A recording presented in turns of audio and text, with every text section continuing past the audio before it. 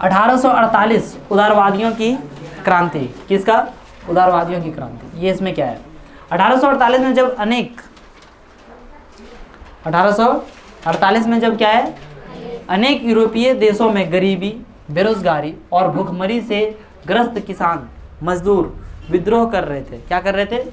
किसान मजदूर क्या कर रहे थे? विद्रोह कर रहे थे। तब उसके समानांतर पढ़े लिखे मध्य वर्गों की एक क्रांति भी हो रही थी। पढ़े लिखे के बीच में क्या हो रही थी? एक क्रांति भी है ना। क्या बताया जा रहा है कि जब क्या था कि किसान मजदूर लोग विद्रोह कर रहे थे, तो उसी समय माने एक तरफ से किसान मजदूर लोग क्या कर रहे हैं? विद्रोह कर रहे हैं, और एक पढ़े लिखे जो मध्य वर्ग के लोग थे, वे लोग भी क्या कर रहे थे? अपना क्रांति भी हो रही थी। फरवरी 1848 की घटनाओं से राजा को गद्दी छोड़नी पड़ी थी, है ना। फरवरी 1848 की घटनाओं से क्या करनी पड़ी थी? राजा को गद्दी क्या करनी पड़ी थी? और एक गणतंत्र की घोषणा की गई जो सभी पुरुषों के सार्वत्रिक मताधिकार पर आधारित था। अब जानते हैं कि 21 वर्ष से अधिक सभी जिनके पास धन दौलत जैसे भी नहीं है, सबको क्या देने का हो गया? मत देने का अधिकार दे दिया गया था, वोट देने का अधिकार दिया गया कि नहीं? यूरोप के अन्य भागों में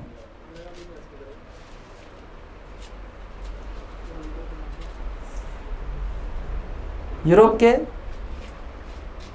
उधर से ज्यादा रिफ्लेक्ट करें। अच्छा ठीक है, देखिए नहीं सुना दे रहा है? क्या बताया जा रहा है? यूरोप के अन्य भागों में जहां अभी तक स्वतंत्र राष्ट्र राज्य अस्तित्व में नहीं आए थे, क्या बताया जा रहा है कि यूरोप का जो अन्य भाग था जहां अभी तक स्वतंत्र राष्ट्र राज्य अस्तित्व में नहीं आए थे, जैसे Germany, Italy, Poland, Austro Hungarian साम्राज्य, वहाँ के उदारवादी मध्य वर्गों के स्त्री पुरुषों ने संविधानवाद की मांग को राष्ट्रीय एकीकरण की मांग से जोड़ दिया। राष्ट्रीय संविधानवाद की मांग को लेकर किसको जोड़ दिया? राष्ट्रीय एकीकरण की मांग से क्या कर दिया? जोड़ दिया। यहाँ ठीक हो जाएगा। उसमें जो है ना, जब तक दीवार उसमें एक पड़ेगा, अभी समझे ना, ऊपर में वो पड़ जाएगा, लेयर पड़ जाएगा, तो उससे हमारा डबल फायदा होगा। ऊपर में क्लास भी चल जा सकता है, ज़्यादा बच्चा बैठ जाएगा, है ना। और नीचे क्या हो जाएगा? पैक हो जाएगा। इसमें भी कुछ लगा देंगे, आवाज़ कहीं जाएगा नहीं, ऐसे डिस्टर्ब हो जाता दूसरा क्लास।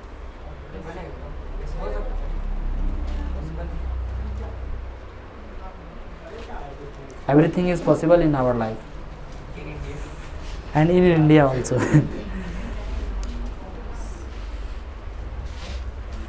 उन्होंने बढ़ते जन असंतोष का फायदा उठाया और एक राष्ट्र राज्य के निर्माण की मांगों को आगे बढ़ाया।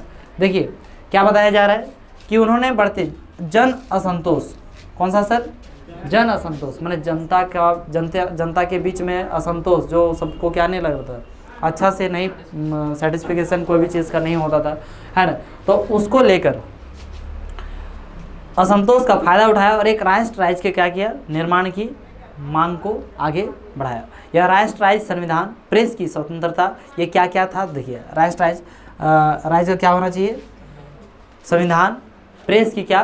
स्वतंत्रता, और संगठन बनाने की क्या? आज़ादी जैसे संसदीय सिद्धांतों पर आधारित था। ये लोग बोलने लगा कि प्रेस को क्या दो? स्वतंत्र दो, है कि नहीं। उससे क्या होगा कि प्रेस, जैसे देखिए प्रेस वगैरह जब तक स्वतंत्र नहीं रहेंगे तब तक जो है क्या होगा कि सब लोग कहाँ बुराई हो रहा है, कहाँ अच्छाई हो रहा है, ये सारा चीज़ देखने को आएगा ही नहीं आएगा। ठीक है, तो फिर दिक्कत हो सकता है। ठीक है, जर्मन इलाकों में बड़ी संख्या में राजनीतिक संगठनों ने फ्रैंकफर्ट शहर में मिलकर एक सर्व जर्मन नेशनल असेंबली के पक्ष में मतदान का फैसला लिया। बोला कि जर्मन इलाकों में, कहाँ पर सर? जर्मन इलाकों में बड़ी संख्या में राजनीतिक संगठनों ने, बड़ी संख्या में कौन सा संगठन? राजनीतिक संगठन ने फ्रैंकफर्ट शहर में, कहाँ पर? फ्रैंकफर्ट शहर में मिलकर एक सर्व जर्मन नेशनल असेंबली के पक्ष में, कौन सा? सर्व जर्मन नेशनल असेंबली के पक्ष में मतदान का क्या किया? फैसला लिया, है ना। 18 मई 1848 को 831 निर्वाचित प्रतिनिधियों ने, कितने निर्वाचित प्रतिनिधि? निर्वाचित प्रतिनिधि माने क्या हो गया? जिनको चुना गया, जिनको क्या किया गया है? चुना गया। ने क्या किया? एक सजे धजे जुलूस में जाकर फ्रैंकफर्ट संसद में अपना स्थान ग्रहण किया। ठीक है, यह संसद सेंट पॉल चर्च में आयोजित हुई। कौन सा जगह पे, कहाँ पे आयोजित हुआ था? सेंट पॉल जो चर्च है, चर्च समझते? चर्च में क्या हुआ? इसको आयोजित किया गया। उन्होंने एक जर्मन राष्ट्र के लिए एक संविधान का प्रारूप तैयार किया। एक राष्ट्र की अध्यक्षता एक ऐसे राजा को सौंपी गई राष्ट्र की अध्यक्षता किसको, एक ऐसे राजा को सौंपी गई जिसे संसद के अधीन रहना था। जिसको किसके अधीन रहना था, संसद के अधीन उसको सौंपा गया। ये जब प्रतिनिधियों ने प्रसा के राजा फ्रेडरिक विल्हेम चतुर्थ को ताज पहनाने की पेशकश की तो उसने उसे अस्वीकार कर उन राजाओं का साथ दिया जो निर्वाचित सभा के विरोधी थे। निर्वाचित सभा के क्या थे, विरोधी। उन लोग का, जैसे मान लीजिए कि जब ये हो गया सब कुछ वहाँ पे निर्वाचित ये सब हो गया, तो ये लोग चाहते थे कि हम लोग इनको राजा बनाएं। किनको राजा बनाएं, है ना, फ्रेडरिक विल्हेम चतुर्थ को। किसको, फ्रेडरिक विल्हेम चतुर्थ। तो उन्होंने ताज पहनने यानी कि राजा बनने से क्या कर दिया, इनकार कर दिया, अस्वीकार किया, है ना। राजा बनने से क्या कर दिया, अस्वीकार कर दिया, ठीक है। और वो लोग मतलब वो भी जो है वे भी किनको साथ देने लगे, जो वहाँ के विरोधी थे, मतलब समाज निर्वाचित सभा के विरोधी जो चुना गया था उसका विरोधी जो राजा लोग थे, उन राजा लोगों के क्या हो गए सर, समर्थक हो गए, मतलब, है ना। जहाँ कुलीन वर्ग और सेना का विरोध बढ़ गया, कुलीन वर्ग, कौन से वर्ग का, कुलीन वर्ग का, और सेना का क्या हो गया, विरोध बढ़ गया। वहीं संसद का सामाजिक आधार कमजोर हो गया। संसद में मध्य वर्गों का प्रभाव अधिक था। किसका अधिक था, मध्य वर्ग प्रभाव अधिक था, जिन्होंने मजदूरों और कारीगरों की मांगों का विरोध किया, जिससे वे उनका समर्थन खो बैठे। समर्थन क्या कर बैठे, खो बैठे। अंत में सैनिकों को बुलाया गया और असेंबली भंग होने पर मजबूर हुई, है ना। असेंबली क्या हो गया, उदारवादी आंदोलन के अंदर महिलाओं को राजनीतिक अधिकार प्रदान करने का मुद्दा विवादास्पद था। हालांकि आंदोलन में वर्षों से बड़ी संख्या में महिलाओं ने सक्रिय रूप से भाग लिया था। बहुत पहले से, वैसे देखिए सक्रिय रूप से भाग लेते, लेकिन उन लोग का चलने नहीं देते हैं ना। अब यो कुछ बोलेगा तो अब तो खैर अब हो गया उल्टा, अब पुरुषों का कुछ नहीं चलता है। महिलाएं जहाँ हो महिला प्रधान, वहाँ से भाग लें कल्याण, समझे कि नहीं। मतलब बूढ़ा बुजुर्ग लोग का कहावत था एक, है ना। जैसे अभी कहने का तात्पर्य ये है कि इसका अर्थ यह हुआ कि मतलब जैसे ज़्यादातर महिलाएं जब बोलने लगती है ना, ये गांव मोहल्ले के लिए होता है, जो बोलने लगे तो पुरुष क्या हो जाते हैं, शांत रहे, बोले देख रहे, तो चुप रहना पड़ता है। नहीं चुप रहेगा तो मैंने इतने फट फट फट फट फट फट चलने लगता है ना, क्या किया जा सकता है, नथिंग टू डू, है ना। देखिए अब आगे क्या है,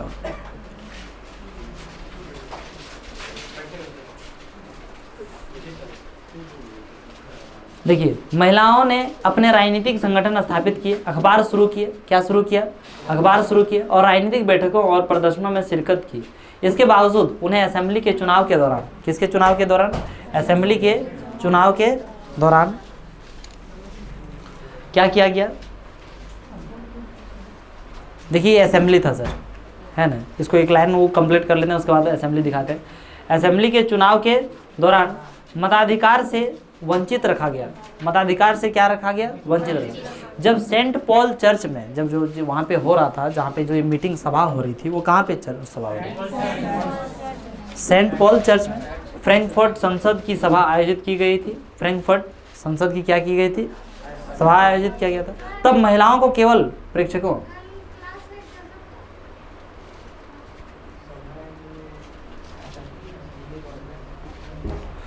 जब सेंट पॉल चर्च में फ्रैंकफर्ट संसद की सभा आयोजित की गई थी, तब महिलाओं को केवल प्रेक्षकों की हैसियत से दर्शक दीर्घा में खड़े होने दिया गया। दर्शक माने देखने योग्य, खाली देखो, तुम लोग कुछ नहीं कर सकती है। महिलाओं को क्या करने के लिए दिया गया, है ना, देखो, और कुछ नहीं कर सकती है। दर्शक के रूप में, किसके रूप में, दर्शक के रूप में। यहाँ पे देखिए इसको, ये है आपका क्या, सभा, और महिलाएं जो है, जूम करूँगा तो और फट जाएगा। अरे इससे ऐसे ही दिख रहा है, अब जूम करूंगा तो अगर चेहरा दिख जाएगा क्या, ये क्या दिख रहा है, और धुंधला दिख, खराब लग रहा है। इतने में ठीक है, इतने में ठीक लग रहा है, मतलब जैसे वो सब चेहरा थोड़ी दिखेगा कि ये हमारे नाना बा के, ये नानी के, थोड़ी है, नाना बा नानी वहाँ ना मिलती। देखिए ये महिलाएं जैसे इधर देखिए साइड में क्या है, खड़ी है, समझे कि नहीं। सब दर्शक मात्र के लिए, और ये सब आराम से बैठे हैं सभा में, बहस कर रहे हैं, ठीक है, समझ गए कि क्लियर हो गया क्या बोलते हैं। हालांकि क्या दिखा, अब आगे देखिए, हो गया वहाँ देख लिया। हालांकि रूढ़िवादी ताकतें 1848 में उदारवादी आंदोलनों को दबा पाने में कायम हुई, किंतु वे पुरानी व्यवस्था बहाल नहीं कर पाई। राजाओं को यह समझ में आना शुरू हो गया था कि उदारवादी राष्ट्रवादी क्रांतिकारियों को रियायतें देकर ही क्रांति और दमन के चक्र को समाप्त किया जा सकता है। क्या देकर? रियायतें देकर ही क्या किया जा सकता है? क्रांति और दमन के चक्र को क्या किया जा सकता है? समाप्त किया। अतः 1848 के बाद के वर्षों में मध्य और पूर्वी यूरोप की निरंकुश राजशाहियों ने उन परिवर्तनों को आरंभ किया जो पश्चिमी यूरोप में 1815 से पहले हो चुके थे, है ना। 1815 से क्या हो चुके थे? पहले। इस प्रकार हैब्सबर्ग अधिकार वाले क्षेत्रों और रूस में भूदासत और बंधुआ मजदूरी समाप्त कर दी गई। क्या क्या कर दिया गया? भूदासत और बंधुआ मजदूरी क्या कर दिया गया? समाप्त। हैब्सबर्ग शासकों ने हंगरी के लोगों को ज़्यादा स्वायत्तता प्रदान की, हालांकि इससे निरंकुश मैग्यारों के प्रभुत्व का रास्ता ही क्या हुआ? साफ हुआ। ठीक है, अब देखिए अगला जो हम लोग ये टॉपिक है वो क्या है? जर्मनी और इटली का निर्माण। ये सबसे इम्पोर्टेंट टॉपिक है इस चैप्टर का। इस चैप्टर का सबसे इम्पोर्टेंट टॉपिक है। ठीक है, जर्मनी, इससे सवाल जो है, ये दोनों सवाल, इटली का एकीकरण और क्या जर्मनी का एकीकरण, ये दोनों ही बहुत ही महत्वपूर्ण सवाल हुआ करता है। ठीक है, जिस प्रकार से हिंदी में आप लोगों को बताया होगा कि हमारा राज्य झारखंड, बिरसा मुंडा, है ना, जैसे आता है ना, उस प्रकार से ये आता है। इटली का एकीकरण, जर्मनी का एकीकरण, लगभग मतलब एक आध साल छूटता है ना, लगभग साल में क्या करता है, इसको पूछ लेता है। ठीक है, जर्मनी क्या सेना राष्ट्र की निर्माता हो सकती है? बोल रहे क्या सेना जो है राष्ट्र की क्या हो सकती है? निर्माता हो सकती है, देश को बना सकते हैं क्या? ये हम लोग बात करेंगे यहाँ पे जर्मनी और इटली के निर्माण में सबसे पहला पॉइंट में।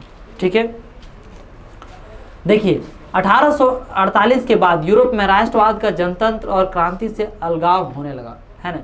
1848 के बाद यूरोप में जो है, कहाँ पर? यूरोप में राष्ट्रवाद का जनतंत्र और क्रांति से अलगाव होने लगा। मतलब पूरा एकदम, मतलब पूरा जनता क्रांति से धीरे धीरे क्या होने लगा? अलगाव। राज्य की सत्ता को बढ़ाने और पूरे यूरोप पर राजनीतिक प्रभुत्व हासिल करने के लिए रूढ़िवादियों ने अक्सर राष्ट्रवादी भावनाओं का इस्तेमाल किया। कि कौन सी भावना का इस्तेमाल किया? राष्ट्रवादी भावना का क्या किया? इस्तेमाल किया। इसे उस प्रक्रिया में देखा जा सकता है जिससे जर्मनी और इटली एकीकृत होकर राष्ट्र राज्य बने, और वही प्रक्रिया कहाँ पे देखा जा सकता है ना, जर्मनी और क्या बने? क्या था? जर्मनी और इटली, है ना। जैसा आपने देखा है, राष्ट्रवादी भावनाएं मध्यवर्गीय जर्मन लोगों में काफ़ी व्यापक थी। कैसी भावनाएं? राष्ट्रवादी भावनाएं। राष्ट्रवादी भावनाएं मतलब क्या हो गया सर? कि राष्ट्र के प्रति क्या होना चाहिए? पूरा प्रेम, है ना। तो इस तरह से भावनाएं बहुत ज़्यादा व्यापक, बहुत बड़ी मात्रा में, बहुत बड़ी संख्या में थी। और उन्होंने 1848 में जर्मन महासंघ के विभिन्न इलाकों को जोड़कर एक निर्वाचित संसद द्वारा शासित राष्ट्र राज्य बनाने का क्या किया? प्रयास किया था। ठीक है, मगर राष्ट्र निर्माण की यह उदारवादी पहल राजशाही और फौज की ताकत ने मिलकर क्या कर दिया? किसको? जैसे मान लीजिए देश बनाना चाह रहा था, लेकिन क्या राजशाही और फौज के सामने उन लोगों का नहीं चला, क्या कर दिया गया? दबा दिया। अभी भी क्या लगता है भारत वगैरह में जो है, यदि सेना लोग यदि चाह लिए तो सबको दबा के रख देंगे। बिल्कुल किया जा सकता है, यदि वो सब चाह लेंगे तो कर देंगे। सब लोग तो देखिए, तो जितने भी लोग हैं वो किनके कंट्रोल में? सेना के कंट्रोल में। प्रधानमंत्री तुरंत सेकेंडों में गायब हो जाएंगे, पता चलेगा? नहीं पता चलेगा। लेकिन एक है कि हमारा देश में सब कुछ है, ठीक है, पूरा नियम कानून है। कितने लोगों से छुप सकते हैं? कितने लोगों से? मैंने एक दबंगगिरी चलेगा तभी हो सकता है ना। पर एक व्यक्ति नहीं ना बदलेगा रे, मतलब जैसे बदलना है तो पूरा टीम बदलेगा तब ना, और वैसा नहीं हो सकता है। सबका सोच एक जैसा नहीं है जी, है ना। अब जैसे मान लीजिए देश के प्रति वैसा है तो सब लोग तो देश की सेवा करने के उद्देश्य से ही गए, ठीक है। अब एक ठो बदल गया तो उनको दूसरा आदमी भून देगा, है कि नहीं। तो इस वजह से हमारे देश में कंट्रोल है। लेकिन मतलब मैं एक बता रहा हूँ, एक एग्जांपल के तौर में बता रहा हूँ कि यदि चाहे तो किया जा सकता। उस प्रकार से वहाँ पे राजशाही और क्या फौज की ताकत ने मिलकर दबा दी। उनका प्रशा के बड़े भूस्वामियों ने भी समर्थन किया, है ना। प्रशा के क्या बड़े भूस्वामियों ने भी क्या किया? समर्थन किया। उसके पश्चात प्रशा ने राष्ट्रीय एकीकरण के आंदोलन का नेतृत्व संभाल लिया। क्या बताया रहा है कि मैं क्या बताया कि उसके पश्चात प्रशा ने राष्ट्रीय एकीकरण के आंदोलन का नेतृत्व संभाल लिया। किसका आंदोलन संभाल लिया? उसका प्रमुख मंत्री ओटोवन बिस्मार्क था। कौन था? ओटोवन, ओटोमन नहीं, ओटोऑन क्या? बिस्मार्क इस प्रक्रिया का जनक था, जिसने प्रसा की सेना और नौकरशाही की मदद ली। किसका? प्रसा की सेना का और किसका? नौकरशाही की क्या लिए? मदद ली। 7 वर्ष के दौरान ऑस्ट्रिया, डेनमार्क और फ्रांस से 3 युद्धों में प्रसा को जीत हुई। 7 वर्ष में कितनी बार जीत हुई सर? 3 बार जीत हुई। कितनी बार? 3 बार। किसको? प्रसा जीते। किन से जीते? ऑस्ट्रिया, डेनमार्क और फ्रांस, है ना।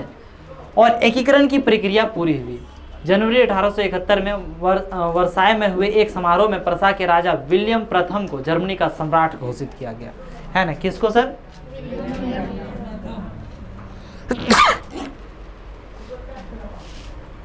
राजा विलियम प्रथम को जर्मनी का क्या घोषित किया गया? सम्राट घोषित किया गया, है ना। 18 जनवरी 1871 की सुबह बेहद ठंडी थी, बहुत ही ज़्यादा क्या थी? ठंडी थी, है ना। जर्मन राज्यों के राजकुमारों, सेना के प्रतिनिधियों और प्रमुख मंत्री ओटोऑन बिस्मार्क समेत प्रसा के महत्वपूर्ण मंत्रियों की एक बैठक वर्साय के महल के बेहद ठंडे शीश महल में हुई। कहाँ पे हुई थी सर? शीश महल में हुई, है ना, जिसका क्या बोला जाता है? Hall of mirrors. Hall of mirrors. सभा ने प्रसा के काइजर, इसमें हुआ था, इसमें बैठक हुई है, समझे कि नहीं। वर्साय के महल के बेहद ठंडे शीश महल में इसका बैठक हुआ था, ठीक है। मंत्रियों का महत्वपूर्ण, प्रसा के महत्वपूर्ण मंत्रियों की एक क्या हुई थी? बैठक। कहाँ पे हुई थी सर? हॉल ऑफ मिरर्स, है ना, शीश महल, है ना। सभा ने प्रसा के काइजर विलियम प्रथम के नेतृत्व में नए जर्मन साम्राज्य की क्या की? घोषणा की। किसका? काइजर विलियम प्रथम के नेतृत्व में। किसके थी में?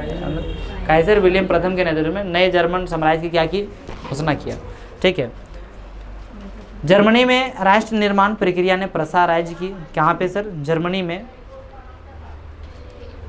जर्मनी में राष्ट्र निर्माण प्रक्रिया ने प्रसा राज्य की शक्ति के प्रभुत्व को दर्शाता था। नए राज्य ने जर्मनी की मुद्रा, बैंकिंग और कानूनी तथा न्यायिक व्यवस्थाओं के आधुनिकीकरण पर काफ़ी जोर दिया और प्रसा द्वारा उठाए कदम और उसकी कार्रवाइयाँ बाकी जर्मनी के लिए अक्सर एक क्या बना?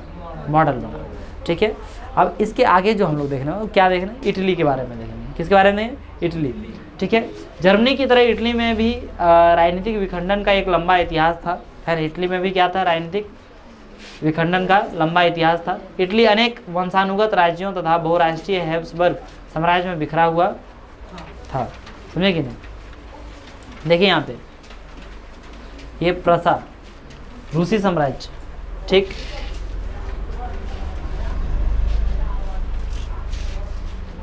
19वीं सदी के मध्य में इटली 7 राज्यों में बटा हुआ था। कितने राज्यों में बटा हुआ था? 7, है ना। वो आप जानते हैं जर्मनी कितने में बटा हुआ था? 39। जर्मनी कितने में बटा हुआ था? 39, कल पढ़े थे। और इटली जो बटा हुआ था वो कितने में बटा हुआ था? 7, ठीक है। कितने राज्यों में बटा हुआ था? 7 राज्यों में बटा हुआ था।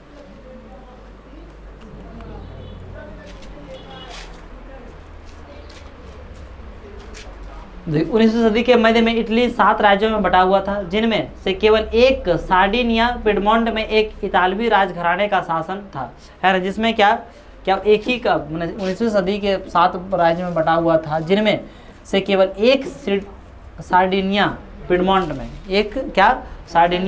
में एक इतालवी राजघराने का शासन था। किसका? इतालवी राजघराने का शासन था, यानी कि इटली। उत्तरी भाग ऑस्ट्रियाई हैब्सबर्गों के अधीन था। मध्य इलाकों पर, कहाँ पे? मध्य इलाकों पर पोप का शासन था। किसका शासन था? पोप का शासन था। और दक्षिणी क्षेत्र स्पेन के बुर्बो राजाओं के अधीन थे, समझे नहीं। ये सब वंश था।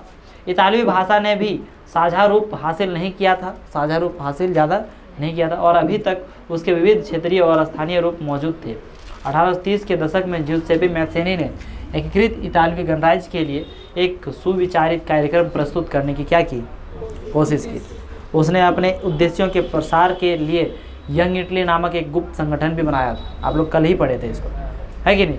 1831 और 48 में, ठीक है, क्रांतिकारी विद्रोहों की सफलता से 1831 और 1848 में क्रांतिकारी विद्रोहों की असफलता से, सफलता बोल दिया, असफलता से युद्ध के जरिए इतालवी राज्यों को जोड़ने की क्या जिम्मेदारी सार्डिनिया पिडमोंट के शासक विक्टर एमेनुअल द्वितीय पर आ गई, है ना। क्या बताया जा रहा है कि 1831 और 1848 में क्रांतिकारी विद्रोहों की असफलता से असफल हो गए, क्रांतिकारी विद्रोह से असफल से युद्ध के जरिए, किसके जरिए, युद्ध के जरिए इतालवी राज्यों को जोड़ने की जिम्मेदारी, इतालवी राज्य जितने भी राज्य थे जो अलग अलग भाग में 7 भाग में जो बटे हुए थे उन सबको क्या करने के लिए, जोड़ने के लिए, है ना, जोड़ने की जिम्मेदारी सार्डिनिया पिडमोंट के शासक, सार्डिनिया पिडमोंट के एक शासक था जिनका नाम था विक्टर एमेनुअल द्वितीय, है ना, विक्टर एमेनुअल द्वितीय पर उनको सारा जिम्मेदारी दिया गया कि सारा को क्या कीजिए, एक साथ कीजिए, क्या कीजिए, एक साथ जोड़ दीजिए। इस क्षेत्र के शासक अभिजात वर्ग की नज़रों में एकीकृत इटली उनके लिए आर्थिक विकास और राजनीतिक प्रभुत्व की संभावनाएं उत्पन्न करता था। अब जैसे देखिए हमारा देश ही बहुत भाग में बटा हुआ रहेगा। अब एक ऐसा देश हमारे पास है जहाँ पे सब कुछ, जैसे मान लीजिए राजस्थान हो गया, सपोज दैट एक अलग देश होगा, तो वहाँ पे सारी सुविधाएं हो पाएगी, अनाज उनाज उस तरह से मिल पाएगा, नहीं मिल पाएगा, मरुस्थल जगह है। तो जब सब मिलजुल के रहता है तो सब कुछ होता है। अब वहाँ पे जैसे सौर ऊर्जा की यदि कुछ उत्पादन की जाती है तो अगल बगल राज्य इस्तेमाल कर रहा है, उसका कर रहा है कि नहीं कर रहा, उससे मदद मिल रहा है। अब वहाँ फिर नहीं तो लोग अगल बगल वाले जो राज्य होंगे उन लोगों को दिक्कत हो जाएगा, आपका किसके लिए, बिजली वगैरह का दिक्कत होने लगेगा, हो सकता है कि नहीं हो सकता है। तो इस तरह से इस क्षेत्र के शासक अभिजात वर्ग की नज़रों में एकीकृत इटली उनके लिए आर्थिक विकास और राजनीतिक प्रभुत्व की संभावनाएं उत्पन्न करता है। मंत्री प्रमुख काउर, है ना, काउर पूरा नाम क्या है, काउर दे कैमिलो,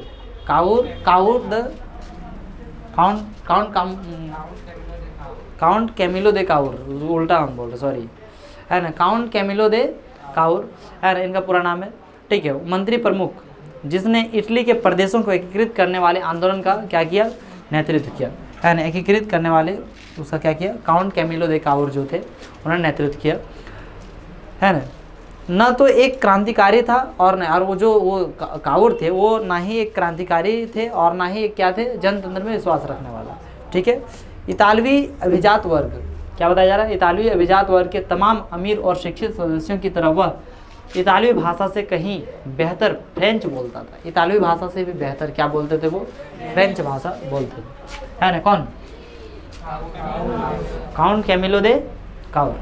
फ्रांस से सार्डिनिया पिडमोंट की एक चतुर कूटनीतिक संधि, चतुर कूटनीतिक क्या, कूटनीतिक संधि, कैसे संधि, कूटनीतिक मैंने समझ पा रहे हैं, मतलब जैसे उससे क्या है, जो मैंने दुश्मनी भाव का है, जो उससे कोई बढ़िया, मैंने जैसे कहने का तात्पर्य है कि इधर से हम बढ़िया से पेश आ रहे हैं और वैसा संधि जिससे हम मेरा ज़्यादा से ज़्यादा क्या हो, फायदा हो, तो उसको हम लोग क्या बोलते हैं, कूटनीति, मतलब जो सही सिस्टम से नहीं हो, अन्याय जिसे कह सकते हैं, क्या कह सकते हैं, अन्याय, है ना। जिसके पीछे काउर का हाथ था, से सार्डिनिया पिडमोंट 1859 में ऑस्ट्रिया बलों को हरा पाने में क्या हुआ, कामयाब हुआ।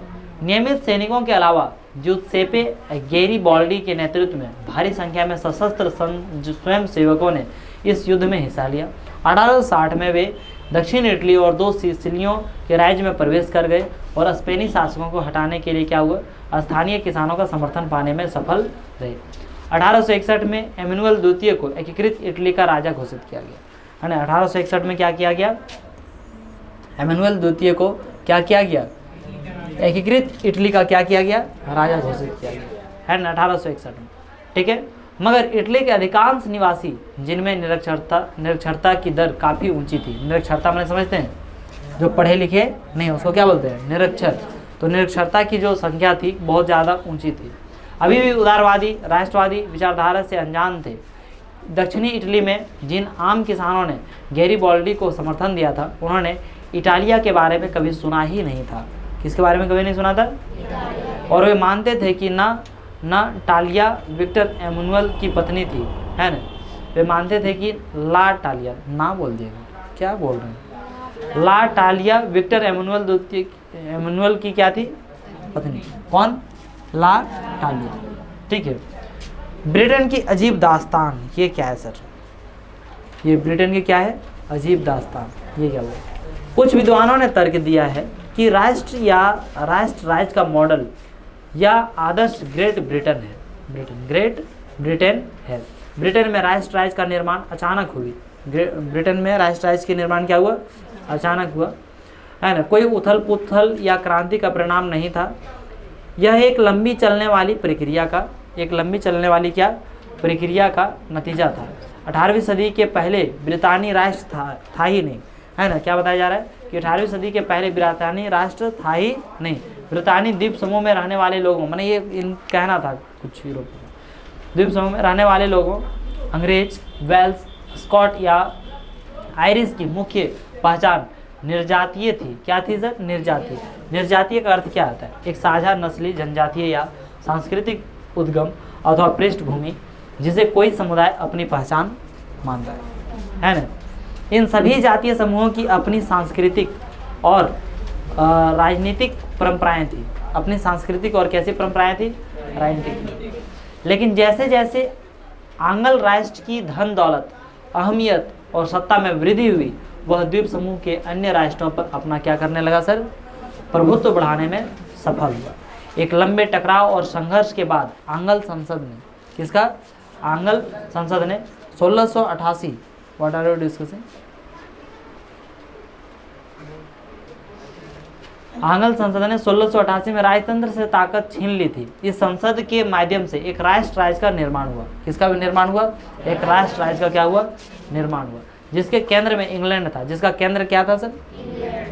इंग्लैंड और स्कॉटलैंड के बीच एक्ट ऑफ यूनियन, जो कि 1707 से, है ना, United kingdom of great Britain का गठन हुआ। किसका गठन हुआ? एक्ट ऑफ यूनियन से United kingdom of great Britain का क्या हुआ? गठन हुआ। इससे उससे हुआ क्या, सो समझिए। इससे इंग्लैंड व्यवहार में स्कॉटलैंड पर अपना प्रभुत्व जमा पाया। इससे क्या हुआ? स्कॉटलैंड पर इंग्लैंड जो है अपना क्या कर लिया? प्रभुत्व जमा लिया। समझे कि नहीं? प्रभुत्व जमा लेना मतलब अपना अपने काबू में कर लेना, अपने कब्जे में कर लेना। इसके बाद ब्रितानी संसद में आंग्ल सदस्यों का, ब्रितानी संसद में आंग्ल सदस्यों का दबदबा रहा, है ना। एक ब्रितानी पहचान के विकास का अर्थ यह हुआ कि स्कॉटलैंड की खास संस्कृति और राजनीतिक संस्थानों को योजनाबद्ध तरीके से दबाया गया। कौन सी तरीके से दबाया गया? योजनाबद्ध तरीके से दबाया गया। स्कॉटिश हाईलैंड्स के निवासी, जिन कैथोलिक कुलों ने जब भी अपनी आज़ादी को व्यक्त करने का प्रयास किया, उन्हें ज़बरदस्त दमन का सामना करना पड़ा। ज़बरदस्त किसका सामना करना पड़ा? दमन। मतलब दमन मीन्स क्या होता है? नुकसान, उसको दबाने का बहुत ज़्यादा सामना करना पड़ा। स्कॉटिश हाईलैंड्स के लोगों को अपनी गैलिक भाषा बोलने या अपनी राष्ट्रीय पोशाक पहनने की मनाही थी। क्या थी? मनाही। मनाही मतलब मना कर दिया गया। उनमें से बहुत सारे लोगों को अपना वतन छोड़ने पर क्या किया? मजबूर किया गया, है ना। आयरलैंड का भी कुछ ऐसा ही हश्र हुआ, है ना। कहाँ पे सर? आयरलैंड का भी कुछ ऐसा ही हश्र हुआ था। वह देश कैथोलिक और प्रोटेस्टेंट धार्मिक गुटों में गहराई में बटा हुआ था। आप समझिए, आयरलैंड, आप लोग कहानी शायद 9th क्लास में पढ़े थे, 10th में, हाँ 10th में, सॉरी 9th में। तो आयरलैंड और क्या यहीं तो आगे होगा मेरे ख्याल से, है ना। वह देश कैथोलिक और प्रोटेस्टेंट धार्मिक गुटों में गहराई में बटा हुआ था। अंग्रेजों ने आयरलैंड में प्रोटेस्टेंट धर्म मानने वालों को बहुसंख्यक कैथोलिक देश पर प्रभुत्व बढ़ाने में सहायता की। किस पर? कैथोलिक देश पर प्रभुत्व बढ़ाने में क्या किया? सहायता, है ना। प्रोटेस्टेंट धर्म के जो बहुसंख्यक लोग थे और कैथोलिक क्या थे? अल्पसंख्यक। उस पर क्या कर रहे थे सर? उस पर दबदबा बनाने के लिए, प्रभुत्व बढ़ाने में सहायता की। ब्रितानी प्रभाव के विरुद्ध हुए कैथोलिक विद्रोहों को निर्ममता से कुचल दिया, है ना। ब्रितानी प्रभाव के विरुद्ध हुए कैथोलिक विद्रोहों को निर्ममता से क्या कर दिया गया? कुचल दिया गया। ऑल्फ टाउन और उसकी यूनाइटेड आयरिशमैन की अगुवाई में हुए असफल विद्रोह के बाद 1801 में आयरलैंड को बलपूर्वक यूनाइटेड किंगडम में शामिल कर लिया गया। कौन से पूर्वक से? बलपूर्वक से। किस में शामिल कर लिया गया? यूनाइटेड किंगडम में क्या कर लिया गया? शामिल कर लिया गया। एक नए ब्रितानी राष्ट्र का निर्माण किया गया। किसका निर्माण किया गया? एक नए ब्रितानी राष्ट्र का क्या किया गया? निर्माण, जिस पर हावी आंग्ल संस्कृति का प्रचार प्रसार किया गया। नए ब्रिटेन के प्रतीक चिन्हों, ब्रितानी झंडा और राष्ट्रीय गान को खूब बढ़ावा दिया गया और पुराने राष्ट्र इस संघ में मातहत सहयोगी के रूप में ही रह पाए। ठीक है, देखिए इसके आगे, इसमें 6 पॉइंट है ना सर, हैं? ये 5वां है तो 6 पॉइंट।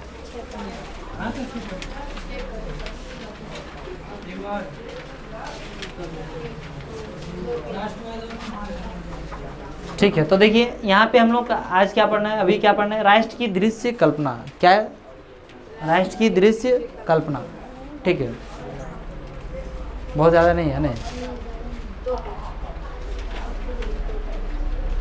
किसी शासक को एक चित्र या मूर्ति के रूप में अभिव्यक्त करना आसान है ना। राष्ट्र की दृश्य कल्पना माने दृश्य उसकी उसकी दृश्य माने क्या होता है, इंग्लिश में बोलते हैं सीन। क्या बोलते हैं? सीन। तो किसी भी राष्ट्र की जो है दृश्य कल्पना मैंने पहले से क्या कर लेते हैं, कल्पना कर लिया, हमने क्या कर लिया, सोच लिए कि कैसा है, नहीं है। ठीक है,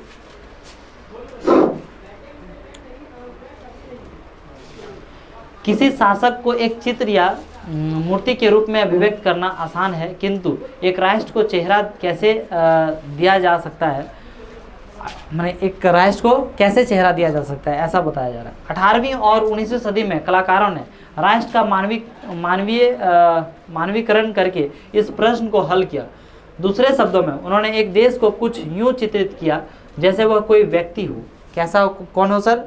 कोई व्यक्ति हो, वैसे क्या किया, उसको चित्रित किया।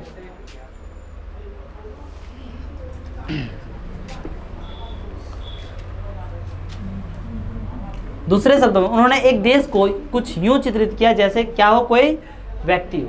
ठीक है, उस समय राष्ट्रों को नारी भेष में प्रस्तुत किया जाता था। कैसे पेश किया जाता था? नारी भेष में। ताकि उसका अब उस समय की अभी भी पेश करता तो ज़्यादा इज्जत करता आदमी, करता कि नहीं करता है ना। राष्ट्र को व्यक्ति का जामा पहनाते हुए जिस नारी रूप को चुना गया वह असल जीवन में कोई खास महिला नहीं थी। मैंने उसका, हम लोग टॉपिक में ही पढ़ रहे हैं क्या, उसका सीन का क्या कर रहे हैं, कल्पना कर रहे हैं। क्या कर रहे हैं? कल्पना, है ना। तो उससे वैसे कोई अपने जीवन में इस तरह से कोई महिलाएं नहीं थी। समझे कि नहीं समझे? यह तो राष्ट्र के अमूर्त विचार को ठोस रूप प्रदान करने का प्रयास था कि एक ठोस रूप प्रदान करे, उसका एक क्या था, प्रयास था। यानी नारी की छवि राष्ट्र का रूपक बन गई। नारी की छवि क्या थी? राष्ट्र का क्या बन गया? रूपक बन गया, है ना। ये सब्जेक्ट के बाद मैथ्स है ना, थोड़ा सा ज़्यादा ठीक होगा उसमें। आपको याद होगा कि फ्रांसीसी क्रांति के दौरान कलाकारों ने स्वतंत्रता, न्याय और गणतंत्र जैसे विचारों को व्यक्त करने के लिए नारी रूपक का क्या किया, प्रयोग किया। इन आदर्शों को विशेष वस्तुओं या प्रतीकों से व्यक्त किया गया था। कुछ कुछ ऐसे चीज़ थे जो विशेष वस्तु से, प्रतीक से इसको क्या किया गया।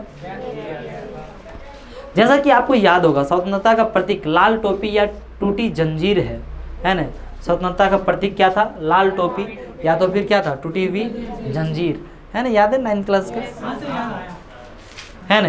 इंसाफ को आमतौर पर एक ऐसी महिला के प्रतीकात्मक रूप से व्यक्त किया जाता है जिसकी आंखों पर पट्टी बंधी हुई है। आंखों पर क्या बंधी हुई है? पट्टी, और वह तराजू लिए हुए है। आंखों पर पट्टी और क्या, तराजू लिए। इससे ये होता है कि हम मतलब क्या, न्याय के लिए हम किसी को देखते नहीं हैं, है ना। हम सिर्फ किसके बारे में बात करते हैं? न्याय के बारे में बात करते हैं। और तराजू ये दिखाता है कि क्या करता है, समानता लाता है। क्यों हंस रहे हैं अमन बाबू? कुछ एक साइड क्या रहता है? एक साइड झुका हुआ रहता है। हाँ, तराजू है, समानता का दिखा है।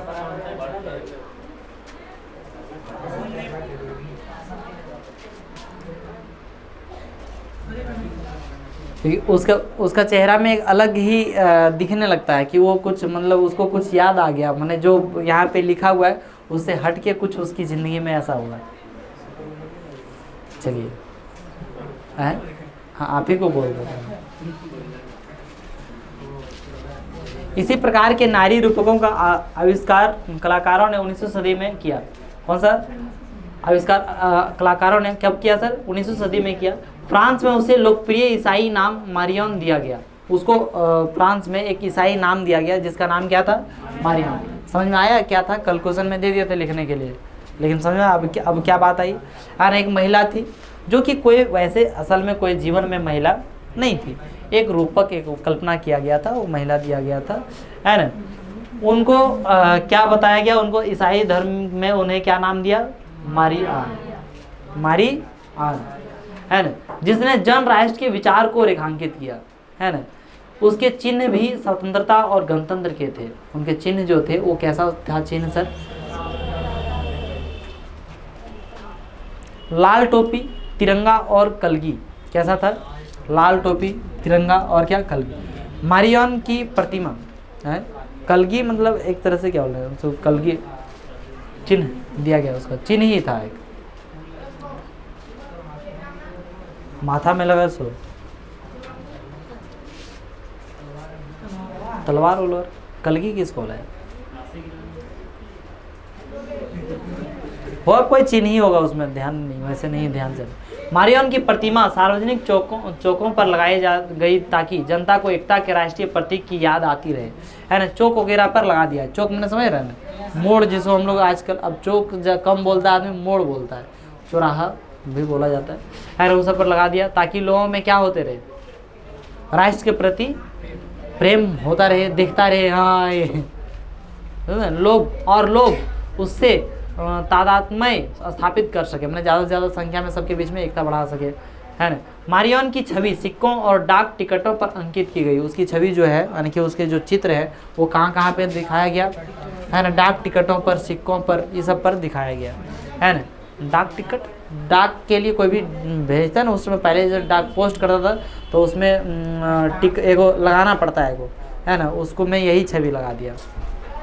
इसी तरह जर्मेनिया जर्मन राष्ट्र का रूपक बन गई, जर्मेनिया क्या बन गई, जर्मन राष्ट्र का क्या हो गया, रूपक। जिस प्रकार से इस तरह से यहाँ पे आपका मारियन जो था ये यहाँ पे था, उसी प्रकार से जर्मेनिया जो थे, कौन सा, जर्मेनिया, वो कहाँ के बन गए, जर्मन राष्ट्र का रूपक बन गए। चाक्षुष अभिव्यक्तियों में जर्मेनिया बलुत वृक्ष के पत्तों का मुकुट पहनती थी, ये बलुत वृक्ष का मुकुट क्या करती थी, पहनती थी, है ना। कौन सा वृक्ष का, बलुत वृक्ष का, है ना, क्या करते थे, मुकुट पहनती थी, क्योंकि जर्मन बलूत वीरता का प्रतीक है ना। बलूत जो था वो कैसा, किसका प्रतीक है सर, वीरता का। ऑब्जेक्टिव के पर्पस से ये सारा चीज़ जो है आपको बहुत ज़्यादा इम्पोर्टेंट है, ध्यान में रखिएगा, है ना। बलूत जो है वीरता का क्या है, प्रतीक, ठीक है। और ये फरवरी में जो एग्ज़ाम, सॉरी मई में एग्ज़ाम बोल दिया, उसको लेकर तो बहुत ज़्यादा स्टूडेंट लोग सीरियस हो चुका है, नहीं हो चुका है, बहुत सारे जितने लोगों को पढ़ना है उन लोग तो बहुत सारे लोग सीरियस हो चुके हैं, ठीक है ना। एकदम मेडल से सम्मानित किया जाएगा उनको, टेंशन मत लीजिए। गार्जियन के समक्ष मेडल से सम्मानित किया जाएगा, जो फर्स्ट सेकंड थर्ड होंगे। उसमें भी आपको बताया ना प्राइज के लिए क्या, कम से कम मिनिमम मार्क्स कितना होने चाहिए, 80%, कितना नहीं, मिनिमम मार्क्स पुरस्कृत करने के लिए कितने होने चाहिए, 80%, है ना, 80% होना चाहिए। हाँ पास होना चाहिए, पास के लिए तो वो तो 60% रहेगा ही रहेगा, पास के लिए 60। हाँ फेल होगा कि, फेल होगा तो उनको चांस दिया जाएगा, मतलब या नहीं, गार्जियन वो अपना रिस्क लेंगे, हमको क्या है, उस चीज़ के लिए गार्जियन, है ना। देखिए राष्ट्रवाद और साम्राज्यवाद, क्या सर, राष्ट्रवाद और क्या, साम्राज्यवाद। 19वीं सदी की अंतिम चौथाई तक राष्ट्रवाद का वह आदर्शवादी, उदारवादी, जनतांत्रिक स्वभाव नहीं रहा जो सदी के प्रथम भाग में था, सदी के प्रथम भाग में जो था उस प्रकार से नहीं रहा। अब राष्ट्रवाद सीमित लक्ष्यों वाला संकीर्ण सिद्धांत बन गया, है ना। राष्ट्रवाद जो बन गया वो कैसे बन गया सर, सीमित लक्ष्यों वाला संकीर्ण सिद्धांत बन गया। इस बीच के दौर में राष्ट्रवादी समूह एक दूसरे के प्रति अनुदार होते चले गए। अनुदार मतलब,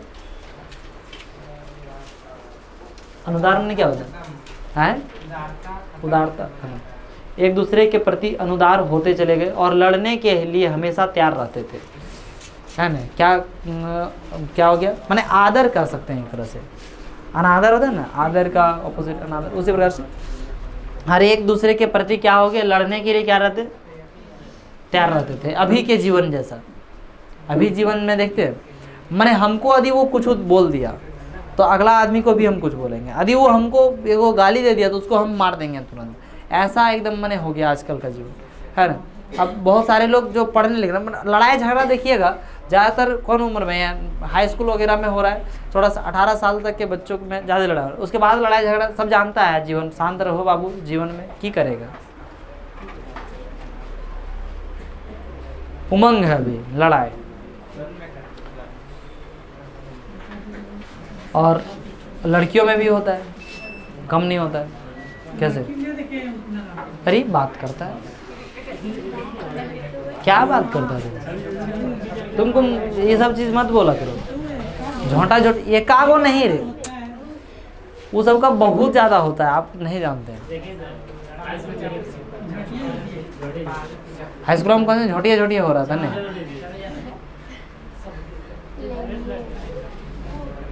आदमियों पर डिपेंड करता है ना, छोड़िए है ना। इस बीच के दौर में राष्ट्रवादी समूह एक दूसरे के प्रति अनुदार होते चले गए और लड़ने के लिए हमेशा क्या रहते थे, तैयार रहते थे। देखिए लड़ाई झगड़ा से कुछ होता नहीं है, समझे नहीं, लड़ाई झगड़ा नहीं करना चाहिए, है ना। लेकिन हाँ जब बात रह गई कि आन बान शान की रहती है, तब वो हमको मारा था, हम उसको छोड़ देंगे। साथ ही प्रमुख यूरोपीय शक्तियों ने भी अपने साम्राज्यवादी उद्देश्यों की प्राप्ति के लिए अधीन लोगों की राष्ट्रवादी आकांक्षाओं का इस्तेमाल किया। 1871 कब की बात चल रही है यहाँ पे, 1871 के बाद यूरोप में गंभीर राष्ट्रवादी तनाव का स्रोत बाल्कन क्षेत्र था। कौन सा क्षेत्र था,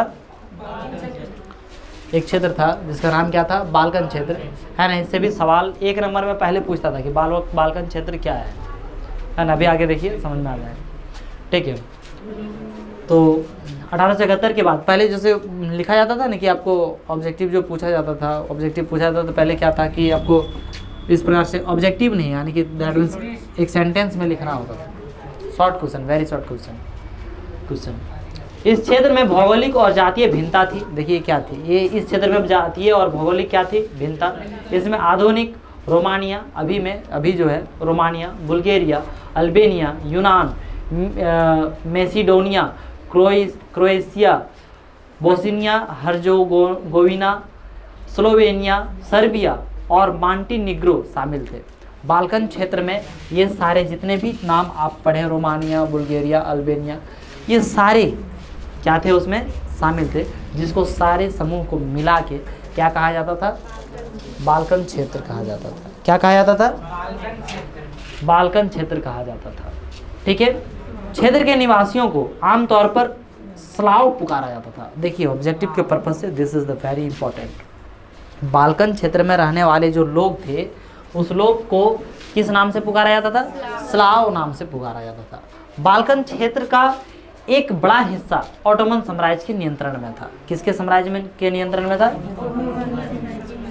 बाल्कन क्षेत्र में रोमानी राष्ट्रवाद के विचारों के फैलने और ऑटोमन साम्राज्य के विघटन से स्थिति काफ़ी विस्फोटक हो गई। 19वीं सदी में ऑटोमन साम्राज्य ने आधुनिकीकरण और आंतरिक सुधारों के जरिए मजबूत बनना चाहा था, किंतु इसे बहुत कम सफलता मिली। बहुत ही क्या मिली, कम सफलता। एक के बाद एक उसके अधीन यूरोपीय राष्ट्रीयताएं उसके चंगुल से निकलकर स्वतंत्रता की घोषणा करने लगी। स्वतंत्रता की क्या करने लगी, घोषणा करने। बाल्कन लोगों ने आज़ादी या राजनीतिक अधिकारों के अपने दावों को राष्ट्रीयता का आधार दिया। उन्होंने इतिहास का इस्तेमाल यह साबित करने के लिए किया कि वे कभी स्वतंत्र थे, किंतु तत्पश्चात विदेशी शक्तियों ने उन्हें अधीन कर लिया, है ना। कभी क्या थे, स्वतंत्र थे, लेकिन क्या हुआ सर, विदेशी शक्तियों ने उसे क्या कर लिया, अपने अधीन कर लिया। अतः बाल्कन क्षेत्र के विद्रोही राष्ट्रीय समूहों ने अपने संघर्षों को लंबे समय से खोई आज़ादी को वापस पाने के प्रयासों के रूप में देखा, ठीक है। जैसे जैसे विभिन्न स्लाव राष्ट्रीय समूहों ने, स्लाव मीन्स क्या, उस क्षेत्र में, बाल्कन क्षेत्र में रहने वाले लोगों को क्या बुलाया जाता है, स्लाव। तो जैसे जैसे विभिन्न स्लाव राष्ट्रीय समूहों ने अपनी पहचान और स्वतंत्रता की परिभाषा तय करने की कोशिश की, बाल्कन क्षेत्र गहरे टकराव का क्षेत्र बन गया। बाल्कन राज्य एक दूसरे से भारी ईर्ष्या करते थे। बाल्कन क्षेत्र एक दूसरे से क्या करते थे, दुश्मन टाइप का हो गए थे, और हर एक राज्य अपने लिए ज़्यादा से ज़्यादा इलाका हथियाने की उम्मीद रखता था। हर एक राज्य ज़्यादा से ज़्यादा इलाका हथियाने का क्या रखता था, उम्मीद रखता था। परिस्थितियाँ और अधिक जटिल इसलिए हो गई क्योंकि बाल्कन क्षेत्र में बड़ी शक्तियों के बीच प्रतिस्पर्धा होने लगी। बड़ी शक्तियों के बीच क्या होने लगी, प्रतिस्पर्धा। इस समय यूरोपीय शक्तियों के बीच व्यापार और उपनिवेशों के साथ नौसैनिक और सैन्य ताकत के लिए गहरी प्रतिस्पर्धा थी। जिस तरह बाल्कन समस्या आगे बढ़ी, जिस तरह क्या हुआ, बाल्कन समस्या क्या हुई, आगे बढ़ी, उसमें यह प्रतिस्पर्धाएं खुलकर सामने आई। रूस, जर्मनी, इंग्लैंड, ऑस्ट्रो हंगरी की हर ताकत बाल्कन पर अन्य शक्तियों की पकड़ को कमज़ोर करके क्षेत्र में अपने प्रभाव को बढ़ाना चाहती थी। इससे एक इलाके में कई युद्ध हुए। एक इलाके में क्या हुआ, कई युद्ध, और अंततः प्रथम विश्व युद्ध हुआ, है ना। अंततः क्या हुआ, प्रथम विश्व युद्ध हुआ, ठीक है। प्रथम विश्व युद्ध जानते हैं कब हुआ? 1914 में स्टार्ट हो गया था। और ये कब तक चला था सर?